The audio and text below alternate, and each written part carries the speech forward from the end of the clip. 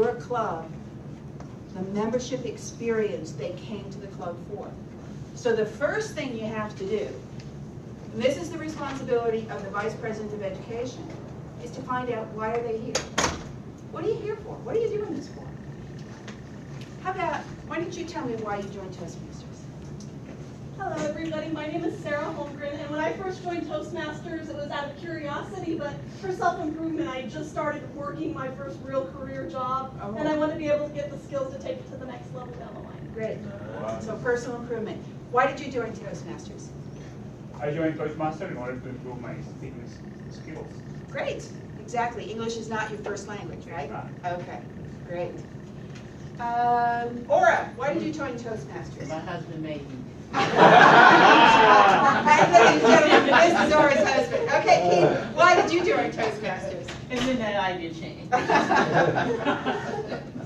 Well, actually, the reason why I joined Toastmasters was because other prominent individuals were Toastmasters, and I wanted to be like them. Good idea. Good idea. Anyone else want to volunteer why they joined Toastmasters? What, is it a big secret? I could be sick all the time. Actually, I saw my father-in-law, who was in Toastmasters, give a eulogy of my wife's grandfather. Wow. And he got up there for like 20 minutes without any notes and spoke this beautiful eulogy. And in the world did he do that? My goodness. Yeah, especially at a tough time like that. That's very That just good. impressed me, and I found out he was a Toastmaster. That's good. Well, I'll tell you why I joined Toastmasters. You've all heard the statistic that the greatest fear in the world is public speaking. Yes. And now, what I've done is the research on it. It's not just that it's the greatest fear in the United States or in the English-speaking world. It is the greatest fear anywhere on the planet Earth. Anywhere on the planet Earth. I don't have that problem. So what is it? I'm weird. I'm weird. I like being up here. I'd rather be here than anywhere else. So I needed a group that would go, okay, we can deal with that, Joe. Because even though I'm not afraid to be up here, doesn't mean I'm a good speaker. I still had a lot to learn. And for me, it was I'd come up here, have a great time, and bomb. And leave and go, I don't know what I did wrong. I don't know what I did right. I don't know anything. And that's what Toastmasters is for. So it's a safe place, as Lance put it, it's a safe place to fail. And that's what it's all about. So whatever your membership is interested in, that's what you have to deal with. And the Toastmasters manuals give you 99% of that. Every once in a while somebody says, oh, I'm trying to find a new boyfriend or a new girlfriend. That happens. But that isn't what Toastmasters is about. Yes, fun and friendly, and then within fun and friendly you can say make fun and friendly are the two things you want. But that's not what we're about. What we're about is we're here to help people learn communication, especially communication on a broad level, and leadership. Alfred Herzing, who is a past international president of Toastmasters and a past District 52 governor, said at our last spring conference, is there any place in the world that you can go with no experience and manage 100 people? Toastmasters let you do that. That's called an area governor. And we don't let you fail. Is there any place in the world where you can be allowed to manage 500 people with no experience? Toastmasters let you do that. It's called a division governor. Is there any place in the world that allows you to manage almost 2,000 people with no experience? Toastmasters let you do that. It's called district governor. Now, before you jump into those, you have your officer positions. And as Lance said, we can't yell at you, we can't be mean to you, we can't force you to do something, we can't even do voluntold. We could try, but it doesn't work. Okay? What we have to do is learn by encouragement, excitement, interest, getting people engaged. Lock in. So how do you do that? You do that with the manuals. You take and you say, okay, Joe, you bombed in your last speech for council. What do you think? Okay, let's take a look at the manuals and see where you need to be. A lot of times, you go right back to your competent communicator manual. Come on up, Franny, Norm. Thank you. Ladies and gentlemen, this is Franny and Norm Stein. They will be giving us the most wonderful keynote speech later today. And then you take your CC manual and you figure out which basic is out, because that's usually what's happened, is there's a basic that's out. Maybe you didn't organize your speech well enough. Maybe you didn't rehearse it well enough. Maybe you misjudged your audience. I will tell you a story about Lance Miller. Lance is part of my club. I'm a Renaissance speaker. And Lance had given the day before a seminar to a group of people he'd never worked with before. Now, he was given wrong information about who these people were. And he did his presentation based on the information. And what he did is he insulted the audience. Not intentionally, but he did. And he got the worst reviews he's ever gotten in his life. Now, this is Lance. He's a great speaker. You all saw that. So what did he do? He came into the Renaissance Speakers the next day, which is his safe place to come and fail. And he told the story. And he talked about life and how life works. And he compared it to the hokey pokey. And there's Lance Miller standing up on stage doing, you put your right foot out, you put your right foot in. And he's doing the whole hokey pokey speech. Why did he do it? Because he needed to build his confidence back up. Here's a man who's been through the wars. And he needed to build his confidence. He got back into the club and he gave a speech that he knew this club, which is pretty outrageous, would love. And we all love him too. We all give him a hard time. So that's what we do. He knew what his basic was, didn't know the right audience. Knew it could really hurt him if he got overcautious. So he jumped back in and got on stage, got back on the horse. And that's what this is all about. So when we're talking about the DCP and how we're going to run it, here are a few things that we do. Let's say that we're a club. This is the DCP hands-on workshop. Okay? All of you are members of this club. So how many of you have finished a CC manual since July 1st? Good. All right, so we already have 2 points in the DCP. Look what you think. How many of you are going to have another CC or ACC by June 30th? Are you talking about in the club? I'm sorry. In this, anytime, just yours, just you. We're in a pretend club right now, okay? And now, but the answers you give me have to be the truth. If it was like a nice idea, but you don't think you'll get to it, you don't care, I don't want to know about it. Booey on you. I want to know about the people that are really going to do it. Okay, so how many are going to get another one done by June 30th? Okay, all right. Now, Are there any cameras in here? yes, right there. You're all accountable. You're all accountable. And don't think, remember, I'm the Lieutenant Governor of Education and Training. I will find you. Okay, so we've got 2 DCPs already. We've got more than enough for the 2 DCPs, and we want more than enough because that's what Lance was saying. This gives us 4 people according to the DCP, and that's what we need. But that's only the minimum. The more you do, the more excited people do. Now let's talk about what could you do on your CC manual. Does anyone have any ideas? I mean, sometimes when I give this speech, people go, "You can do the CC more than once." Yeah, and you should, because every time you go through it, you will find something new. It's like, who rewrote this? I know the manuals are new, but they only look new. All the information in them is the same. It's every time you go through it, because you've had this experience over here, now you'll bring this forward and you'll go, oh, that's what was wrong over there. Or, oh, I could expand it here. So do you have to do the same, different speech every single time? You come up with a new speech every single time? When the founder of Toastmasters first started, He had everyone do 12 speeches. Actually, he gave the same speech 12 times. Now we do 10 speeches. You can do that if you want.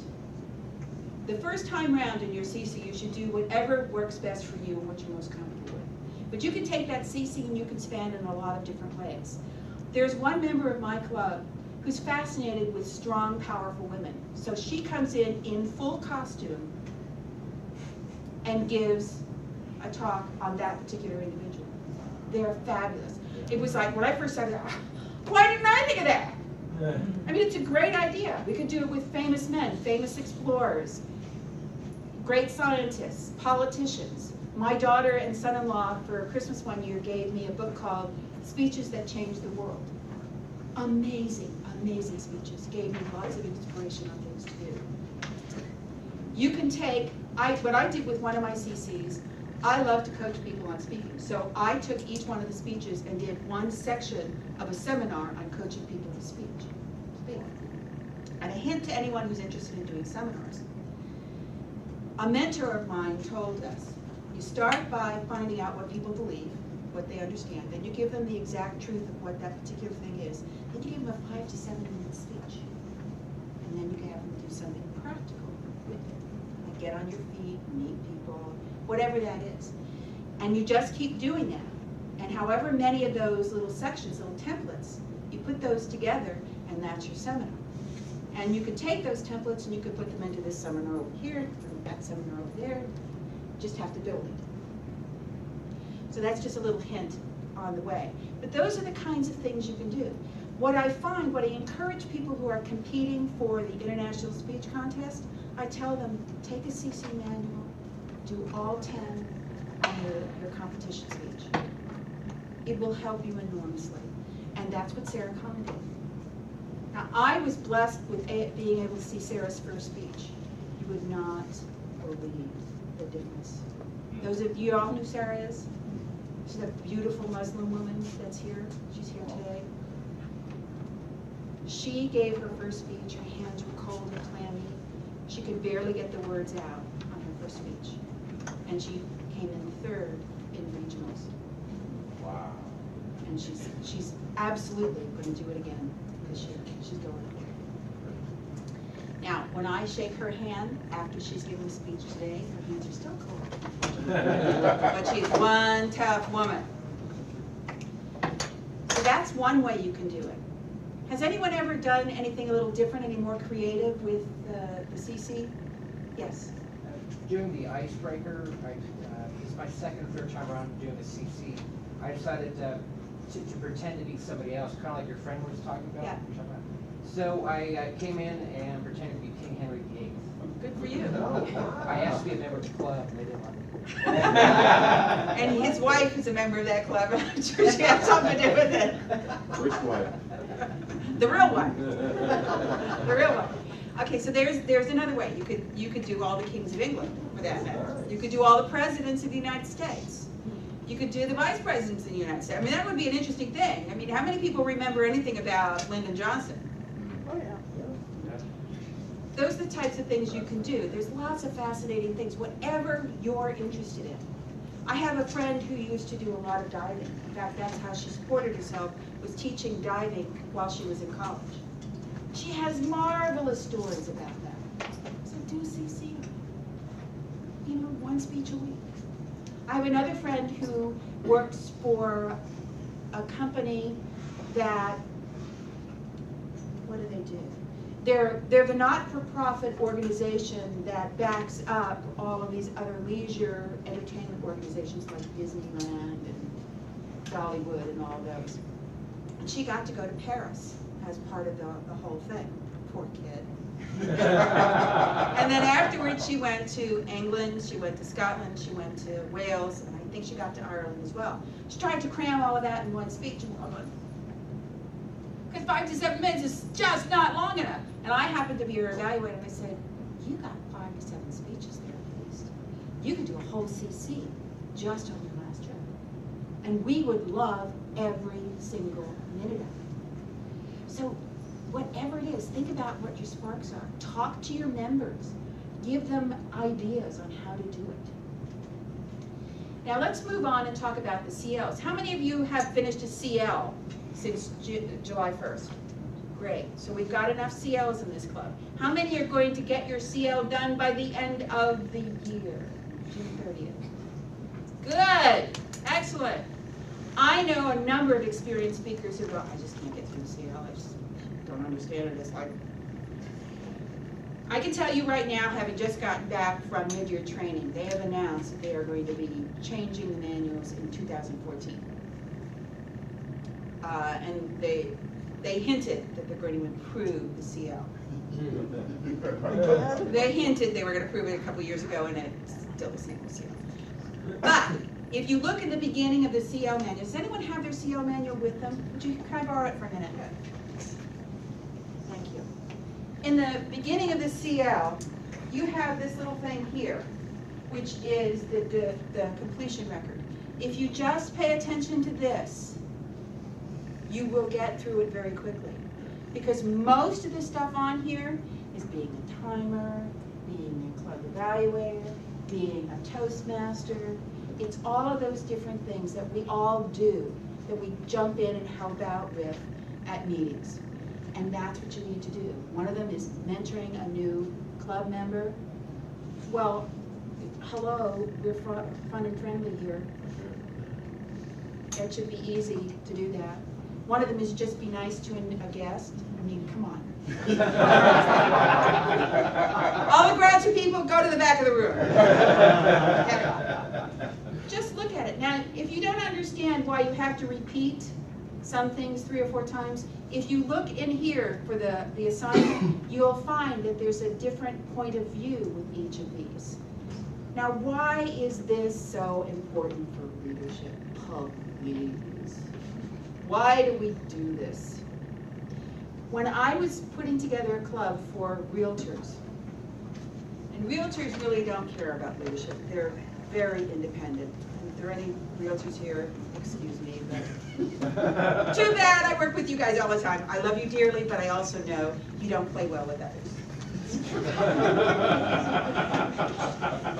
So why do they need leadership? Well, if you look at every one of the things in here, what they're talking about as far as leadership is concerned, it has to do with listening. It has to do with listening. Listening from different viewpoints. You can say, okay, this is a competent leadership manual. But if you look at it this way, it's still a competent leadership manual, but it looks a whole lot different. Okay? If you open it this way, it's still the competent leadership manual, but it's a whole lot different. And that's what this manual does, is it makes you look at the same thing in 2 or 3 different ways and really listen.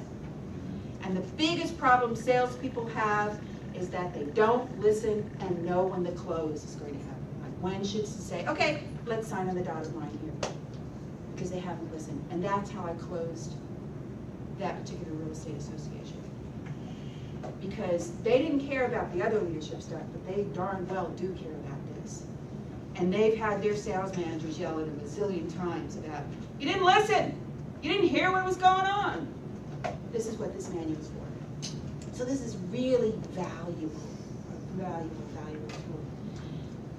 Anyone else have any other suggestions on the CL? Has anyone else used it in any other way? Yes, Dick. I think you should point out there's 44 opportunities there and you only need 20 to qualify. Yeah, so that's right. You have to fill them out of read multiples through it. and then I just choose the 20 that apply. Yeah, right. And then you can also say, well, I don't want to do that one this right. I want to. One of them is about being the club contest chair. Well, if you want to compete, obviously you're not going to do the club contest chair. But if you're a district officer, you're not qualified to be in the contest, so you could do that one. Or there are other ones that you can choose from and not do the contest chair and still get your CL. So just think about it from those terms. And a lot of times people go, oh my God, I can't do that. That's part of what Toastmasters is about. Remember, go out there and fail. Somebody's going to be there to help pick you up and get you through. Somebody's going to be there to make it possible for you. And if you don't have anybody in your club, call me. I've got plenty of my business cards right here. Yes? I did a tally as to how many times one particular role came up in the CL more than others, in case there is people are wondering what to choose on the next meeting. And Toastmaster, Topics Master, and I think General Evaluator come up most frequently in that manual. Right. So if you default to those roles, more than likely you're moving through. Right. the It's program. interesting, because I'm an experienced speaker and an experienced Toastmaster, in my clubs, they usually say, well, Joe, why don't you be the Toastmaster? Because it's easy for me, or be the General Evaluator, it's easy for me. And I got to finish my last one, and I went, no, you gotta let me be the ballot counter! I need to be the ballot counter! So, it's an important role. So those are the types of things that you need to look through. Yes? Could you talk about how those roles get evaluated in the book? Who does it and when can they do Right. it? That's another point in here that's very important. To get these evaluated, just hand them to anybody you want to, that you know will finish it. And it takes just a couple minutes for them to fill it out. There are only like 3 or 4 questions in each one. You don't have to be real specific. If the person is seeing something that's really a problem, then they should sit down with you and talk about it. If you're being a Toastmaster, for example, for the first time, you want to get an experienced Toastmaster to do this for you. And most experienced Toastmasters, I mean club Toastmasters at this point, not member Toastmasters, somebody who's really comfortable with, you want to get somebody to do that for you. Most of the time I just hand it to somebody and say, here, fix it. And that's what happens to me. You have to bring your manual every week. You have to do that. That's the only thing that's really important, and trying to remember to do it. Some clubs have said, oh, well, we'll just hold all your CL manuals for you and hand them out. And I'm going, excuse me, No. It's Toastmasters for leaders, not Toastmasters for babysitting. It's Toastmasters for leaders, where leaders are made. Bring your manual. Any more questions or comments? Any suggestions? Yes, Franny? Just a reminder, you put in red on your agenda, exchange manuals, and then that gets the rhythm going. Yeah, exactly. That's a really good point. Exchange your manuals, yes. When there are new manuals printed, how would we get a copy of that? Is that only for new members? Because I still have the old one from a couple of years ago. You can order it Okay. at Toastmasters and just go And should online. people be doing that? I'm still working off of that old one. That's fine. That's no problem. It's the same. The content is the same. The only thing that's different in the new manual is this is in the new manual, this part. And if you need a copy of that, I can get you a copy of that. Just email me. Okay? Yes? I was told when I was new that I could go through the CL any way I wanted to, that I didn't have to follow the projects. And is that true? Yes, it is. You So can it's do it like, in I any did, order. one element of project 1, and then one element of project 6, then one element of project 2. So that's It's okay. really the only way you can do it. Okay, good. Really, unless you've got a totally anal vice president of education that just puts people through exactly what they're doing. And most of us are just not, we can't do it. It just can't be done. Okay, and yes? I have a question about redoing the CL. We talked about redoing the CC manuals, but I just realized 3 years I've done the CL once and I keep doing the same roles and everybody else, the members who've done it, why can't we do it again? Why can't you? Why Yeah, can't you? finding out. Absolutely. So- Yeah, I've got a second CL and I'm working on my third CL. Once a year per club. Yeah, once a year per club. You should probably do a CC and a CL, unless, and this is the only excuse I'll accept.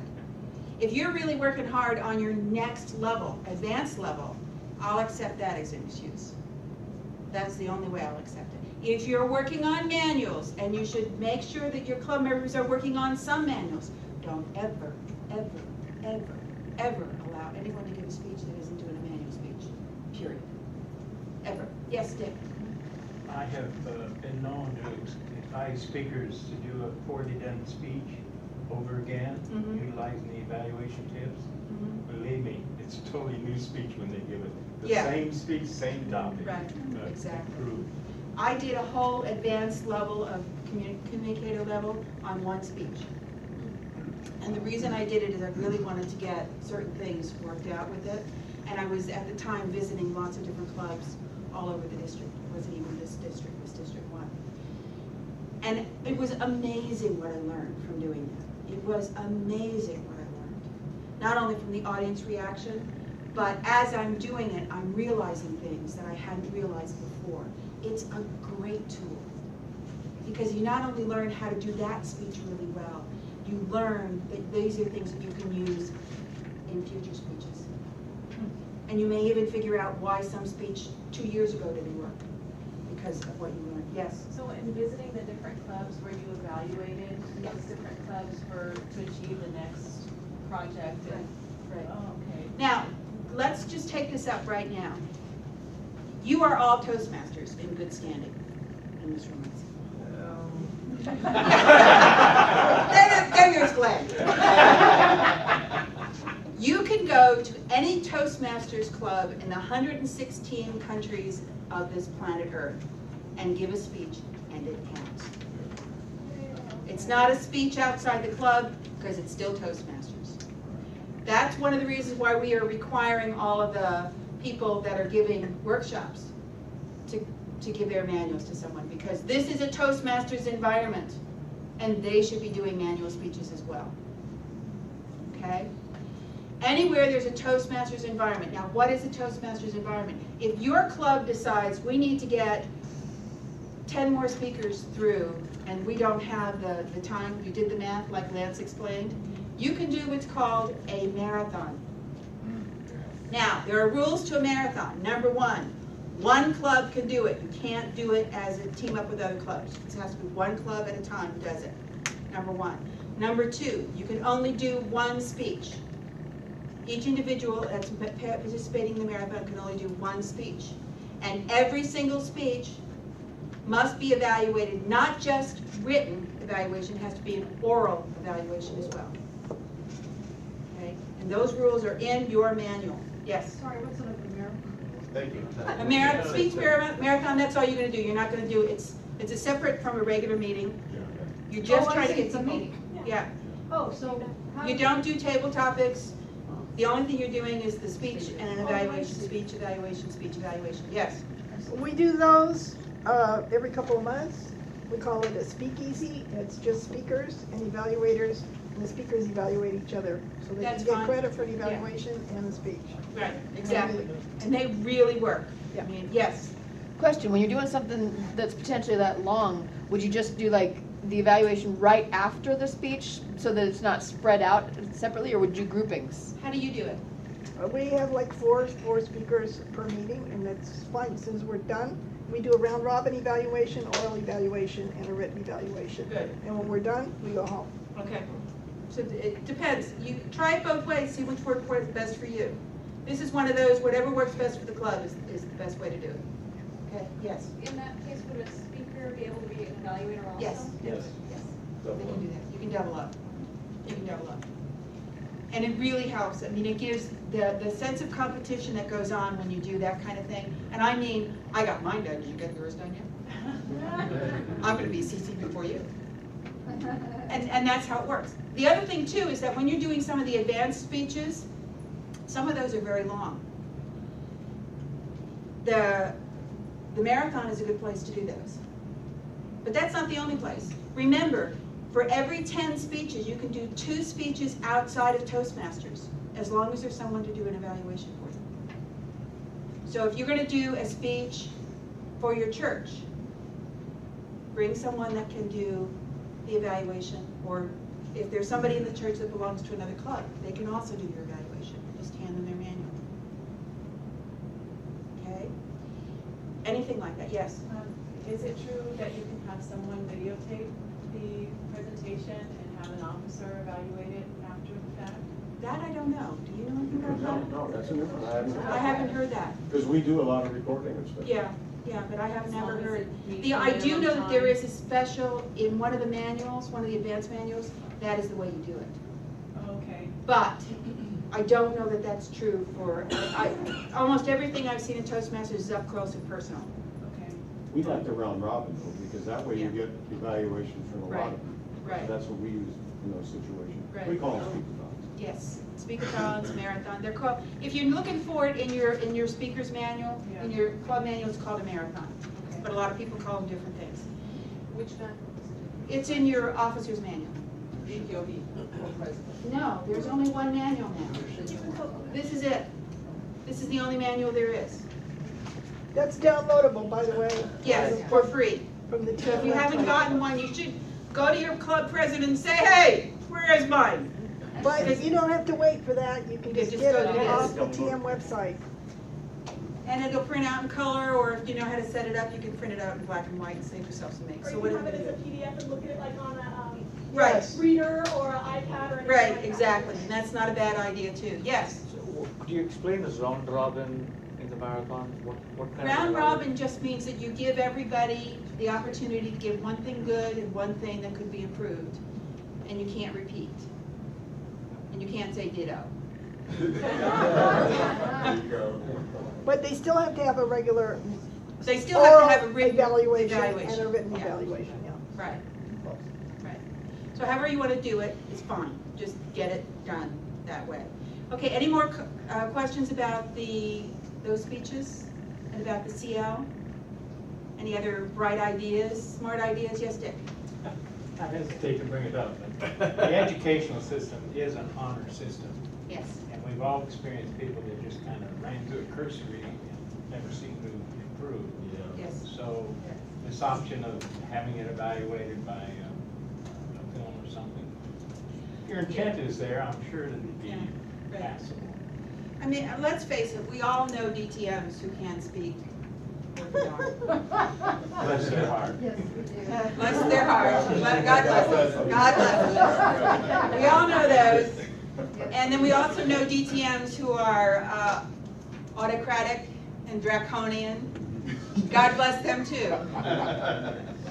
And I go, I am proud of my DTM. I worked hard for that. Yes. I was just saying that brings up a good point. That a lot of people want to become a DTM because we got that title out there. Yeah. You know, like for instance, me, it's like I want to be it because I deserve it. Yeah. That's the way I look at that. When I'm a DTM, I want to say, wow, that guy is a DTM. That's right. Something to be proud of. Not just a title. That's what Something to be proud of. Right. Exactly. And that's the way I look at it. Yes. One of the things that I was thinking as I was going through all this process of trying to get it all set up on the internet, on the web, is it possible to put this on the web so that we can make it public as we progress? Yes, you have it. If you don't have it, you're going to have it soon. Cersei Denyer is doing a whole thing on Road to DTM later today. Okay. And if you're really interested in doing that, please see her, because she's one of those people. The first time she went to Toastmasters was at a TLI. She was not a Toastmaster. It took her 6 months to do it, and now she is a house on fire. She's very good at what she does. And there she is! Oh. Just talking about the house on fire, Cersei Denyer. She's also our PRO, so she's very good at what she does. Okay, we need to move on. We have on these, we've done the basics on this, and everybody understands what you need to do with your advanced. You just need to get through them. And I don't want to make any light of this. I just know that Cersei is going to be working on that later today, so I want you to take a look at that if you have any questions at all. And if you cannot go to that because there's something else you need to go to, please, I have my cards here, email me. And I will answer your questions, or I'll send you to the person who can, or I'll find out what the answer is. Because I want to get you through as many of these as possible, because advanced manuals, my personal experience with advanced manuals, I have been speaking since I was 14, which was only like 4 or 5 years ago. But anyway, I've been speaking a long time. And the advanced manuals really challenge you. I chose one manual simply because I wanted to get finished. It was my last manual that I needed to do, and I wanted to get done. And all the speeches are 5 minutes or less. They were the hardest 5 speeches I have ever done. They pushed envelopes that I have never had before. And those were things that I really needed to learn how to do. I mean, how to give a toast. I've never given a toast before. I've never roasted anybody. Now, that one was fun.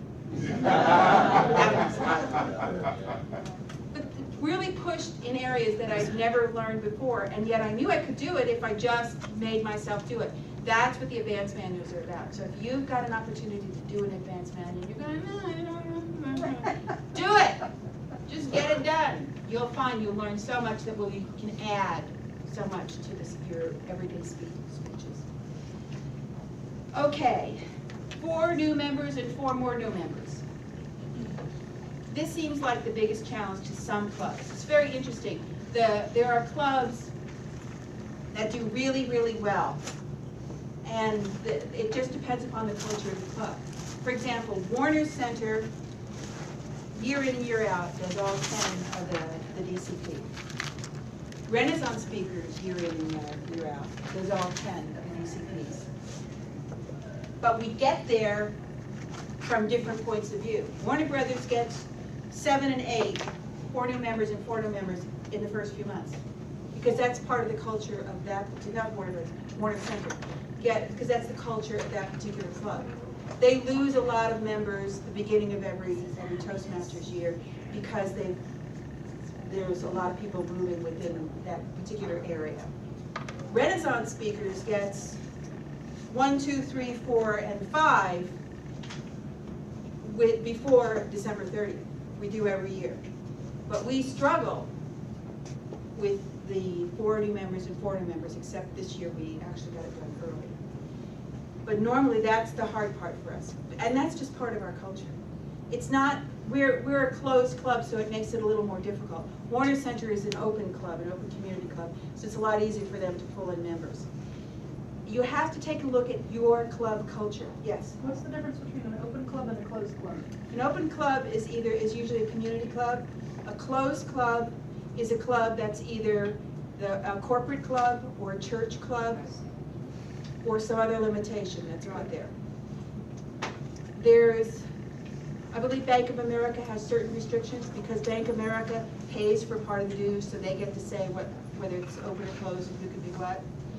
My particular club is a church club, and you have to be a member of my church to be involved with it. Yes? Yeah, we chartered the NBC Universal Club, which we started as a closed club, now it's an open club. Right, exactly. And so if you've got a closed club that's having a lot of trouble, part of it could be a closed club. I just want to say in Bank of America also we have an open club, so not necessary that all are closed. Right. Ours is an open one actually. Good, exactly. And I think there were some changes that were made on that as well. There are clubs that do that. It just depends upon what works best for you and what's your culture. But the definition of it is clarified in the bylaws when you charter your club. Now, what is chartering? Chartering means you're starting a club. Okay? Chartering, if you've got certain bylaws in your club and you go, it doesn't work for us anymore, we've got to change it. You got to get your secretary to go into Toastmasters International website and change it. It's very easy to do. It's very, very easy. Should be voted by. Oh, yeah, absolutely. I mean, somebody can't just sit and say, well, I think I'll do it this way this time. Yes. That's changing your bylaws, right? That's changing your bylaws. Okay. Now, very quickly, what I want to do is I want to hand out, I don't know if I've got enough of these. I printed these out. These are as of, these are as of last Wednesday. And what they are is they tell you where your standing is in the club. Now that's how you can do it that's everybody in District 52. If you want to know just what your club is, you'll get one of these. And this is how you get there. So I'm going to hand these out too. This is how to do this on the website because it's a little tricky. And I want all of you to be able to do that. But what this does is tell you what your standing is. So if this is not right, who do you call? Don't call me. Call Toastmasters International and say, I don't understand why this is wrong. Okay? Figure that out. So are there any questions at this point? Because we only have like 3 minutes left. Nobody has any questions? Yes? Sort of off topic, maybe, perhaps. As a new VPE, the history of my club is such that it's not clear as to what the current members' credentials are, what their awards have been. Who do I talk to? How do I find that out? I'll show you. To get us current. It's on the internet, and I'll show you how to do that. Okay, great. Thank you. Anyone else? Yes. I was curious as to why you have to, if I may be wrong, but I think that in order to be a DTM, one of the things that you have to do is start a new club. Pardon me. And to me, I don't understand why. It's because so many, it's like somebody starts the club, 6 months, 8 months later, it's closed. Okay. One of the requirements for DTM is either start a new club, mentor a new club, coach a troubled club. You can do one of those three things. And Linda is talking about that right now in hers, and you can always go up to her and ask her about it. Why is that a requirement? Leadership. Part of leadership is taking a step forward and getting something rolling or fixing something that's broken. That is a part of leadership. And DTM is the ultimate leader. Any other questions? You might comment though, that to start a club, you don't have to do it by yourself. Oh, absolutely not. That's the leadership part, you have a cooperative effort. Right, it's a cooperative effort. And there can be two people that work on sponsoring, there can be two people that can be coaching a troubled club, there can be two people that are mentoring a brand new club into Toastmasters. So you don't have to do it alone. And we have lots of people here who know how to do it. And at the end of February, I don't have an exact date, Roberta Perry, who has started, I don't know how many clubs in her career, is going to be talking about how to start a new club. So as soon as I know when that's going to be and where it's going to be, I will get the message out to all of you. Any other questions? Make it quick, I got 1 minute. Yes? I'm looking at this that you're passing out here and trying to understand it quickly. I'm guessing that this is to achieve the distinguished club. Yes. Great. So the goal is there, appropriate to the club. The ACT, is that actual, what we've already accomplished? Okay, thank you. Right. Now you won't see anybody, nobody on that list has attained anything, distinguished or anything, because they don't put that on until the end of the year. But everything else is there, so you have a lot of information there. You can see how you're doing compared to other clubs, and you have the means of figuring out how to get to your own individual one. If you are an officer, log on to Toastmasters International, go to, there's a little section in the lower, for you it would be in your lower left-hand corner. It has Club Central and then 2 other things. Click on those, start exploring, figure out what it is. You are allowed to do that as a club officer. It will allow you as a club officer to do that. Find out what's on there, and if you don't understand something, you got my email, email me, and I'll tell you how to do it. Okay? Thank you very much. 60 clubs distinguished, and 11 new net clubs. Okay? Thank you very much.